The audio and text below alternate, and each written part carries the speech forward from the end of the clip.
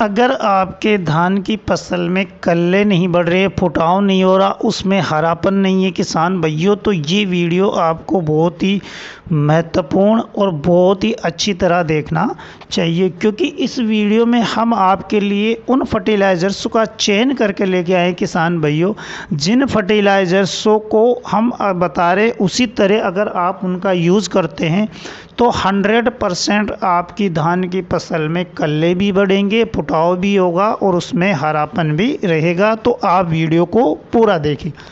जो किसान भाई हमारे चैनल पर पहली दफ़े आए उनसे रिक्वेस्ट है कि वो हमारे चैनल को सब्सक्राइब कर लीजिए, बेल आइकन को प्रेस कर दीजिए, क्योंकि हम इस चैनल पर ऐसी ही किसानों से संबंधित वीडियो बनाते रहते हैं।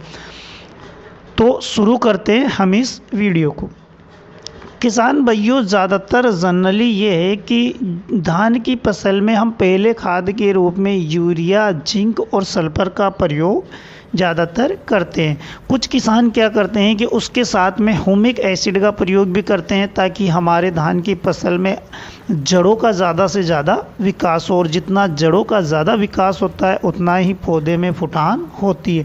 लेकिन इन खादों के प्रयोग करने के बावजूद भी अगर हमारे प्लांट में ना तो हरापन दिखे और ना उसमें फुटाने दिखे, कल्ले बढ़े, तो फिर क्या होता है कि हम परेशान हो जाते हैं कि आखिर हमें कौन से वो फर्टिलाइज़र्स इनमें डालना चाहिए जिससे कि हमारे धान की फसल में अधिक से अधिक फुटाव हो। और फिर क्या करते हैं कि वो जो दुकान वाला बताता है ये ले जाओ वो ले जाओ, तो उस पर आश्रित हो जाते हैं।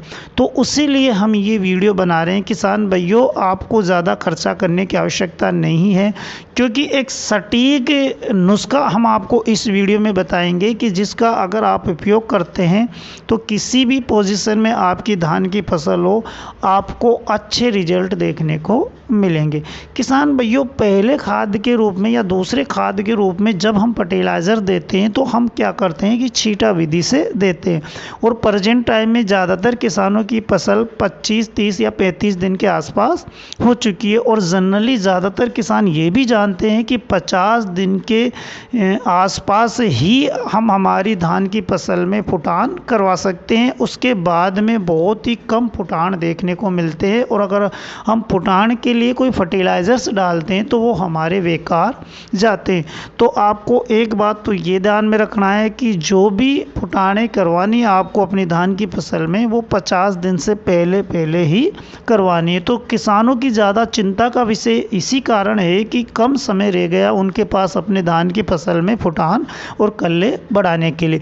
इसीलिए हम आपके लिए ये नुस्खा बनाकर लाए हैं कि अगर आप इसका प्रयोग अपनी धान की फसल में करते हैं तो आपको अच्छे रिजल्ट देखने को मिलेंगे, तुरंत या फास्ट रिजल्ट देखने को मिलेंगे। तो किसान भाइयों, एक चीज़ आपको हमेशा ध्यान रखनी है, जब आपकी धान की फसल 30 से 35 दिन की हो जाए उसके बाद आप छींटा विधि से उसमें कोई भी फर्टिलाइज़र्स ना डालें, क्योंकि उनके रिजल्ट स्लो आते हैं और आपके पास इतना टाइम नहीं बचता है। तो आप जब भी 35 दिन के आसपास की फसल हो जाए या ज़्यादा दिन की हो जाए तो उसमें स्प्रे विधि से आप फर्टिलाइज़र्स डालिया करें। अब स्प्रे विधि से कौन से फर्टिलाइज़र्स आपको डालना चाहिए जिसके अधिक से अधिक और फास्ट रिजल्ट आपको देखने को मिले? तो किसान भाइयों, नंबर 1 पे जो आपको लेना है वो यूरिया लेना है। 1 एकड़ का डोज हम आपको इस वीडियो में बता रहे हैं, आप अच्छी तरह नोट कर लीजिए। 1 kg आपको यूरिया लेना है। उसके बाद जो जिंक सल्फेट आता है 33% वाला, किसान भाइयों 500 ग्राम आपको वो लेना है। जो मैग्नीशियम सल्फेट आता है 500 ग्राम आपको वो लेना है किसान भाइयों, और उसके साथ में ऐड करना है फेरस सल्फेट 500 ग्राम। उसके साथ में आपको बोरोन भी ऐड कर लेना है 100 ग्राम। ये क्या है किसान भाइयों, कुछ मोस्ट पोषक तत्व होते हैं आपकी धान की फसल में कल्ले बढ़ाने के लिए और हरापन लाने के लिए।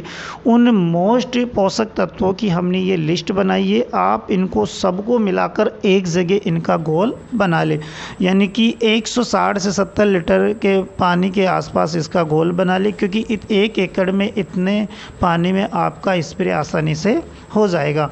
तो अब इसमें क्या रहेगा किसान भाइयों, जब आप 1 केजी यूरिया लेंगे तो यूरिया जनरली आपके पौधे में हरापन लाएगा, क्लोरोफिल बढ़ेगा, और जितना क्लोरोफिल बढ़ेगा प्रकाश संश्लेषण की क्रिया पौधा अच्छी तरह करेगा, जिससे कि वो खाना बनाना उसके लिए आसान हो जाएगा।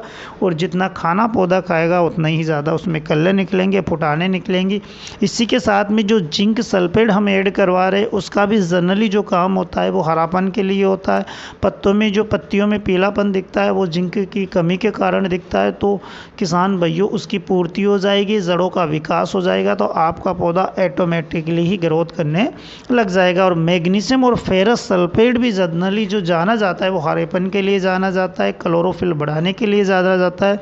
और जब हम इसमें बोरोन ऐड कर रहे हैं किसान भाइयों, तो बोरोन भी क्या करता है, ये आपके पौधे में मजबूती प्रदान करता है। तो इन सब पोषक तत्वों का आपको एक एक घोल बना लेना है, और उस घोल को बनाकर किसान भाइयों आपको अपनी धान की फसल में स्प्रे कर देना है।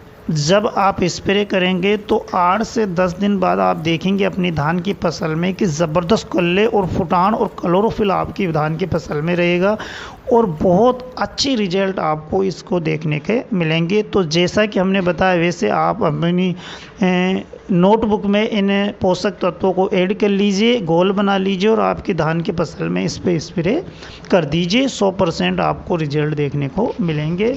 अगर वीडियो अच्छी लगी तो वीडियो को लाइक कर दीजिए, शेयर कर दीजिए, और चैनल को अभी तक सब्सक्राइब नहीं किया है किसान भाइयों तो चैनल को सब्सक्राइब कर लीजिए। इस वीडियो में इतना ही, मिलेंगे अगली वीडियो के साथ। नमस्कार।